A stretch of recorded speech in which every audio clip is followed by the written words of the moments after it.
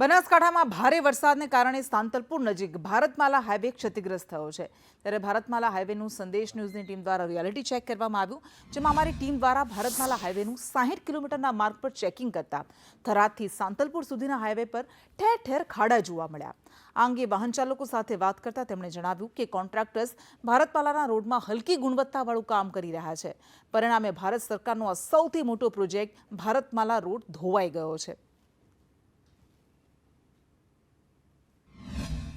Road पर इतना बड़ा खाड़ा यानी वाता जो भारतमाला से एंटी तो कोई गटरो हारी एक महीनो नहीं जो गाड़ियों फसी जाए टायर टूटी जाए गाड़ियों ड्राइवर करे शू 8 लाख करोड़ रुपया माल रोड बनायो आ जनता ना पैसा बधा भ्रष्टाचार ज करे छे बधा गाड़ियों ना टैक्स कापी ले टोल नाका ऊपर ड्राइवर जाए क्या गाड़ी सेट टूटी जाए पाटा टायर फटे जाए એટલે કે छूटा થઈ जाओ।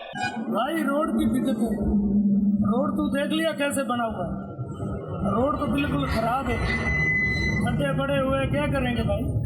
इतना पैसा ला के रोड बनाया, रोड भी बेकार बनाया, गाड़ी भी खराब हो रही है, टूट भी रही है, टायर भी फट रहे हैं, क्या करेंगे। अभी देखो जी बारिश इतनी बारिश नहीं पड़ी थी, देखो कितना रोड टूटा है, इतनी पर्ची है, अभी 6500 की पर्ची लगती थी रोड पे, ठीक है। ये देखो भी रोड चलने लायक है हमारे लिए, कोई आरटीओ इतना रुकता है कि आरटीओ परेशान करता है, इसलिए ये रोड पे आरटीओ से खिलौना चाहिए नहीं। यार रोड देखो क्यों तुरे हैं, खड्डे इतने खड्डे, अभी मेरे हिसाब से 15 दिन बारिश हुआ है, ये अभी 1 महीना बारिश हुए थे, रोड पे चलना लायक है ही नहीं है, ठीक है। ये नालों से पुराना रोड अच्छा है। ત્યારે સંદેશ ન્યૂઝ પહોંચ્યો છે ગ્રાઉન્ડ ઝીરો રિપોર્ટિંગ કરવા માટે। જે કરોડો રૂપિયાના ખર્ચે બનેલો જે ભારતમાલા રોડ છે એ અત્યારે તમે જોઈ શકો છો કે કેટલા જે અત્યારે ખાડા પડ્યા છે। એ ખાડાની અંદરની જે વાહન ચાલકો અત્યારે જણાવી રહ્યા છે કે ભારે મુશ્કેલીના કારણે વાહનો અમારા ખોટવાય છે, ટાયરો ફાટે છે અને એના કારણે અત્યારે અમારો જો ટોલ ટેક્સ પણ કરોડો રૂપિયાના ખર્ચે જે અત્યારે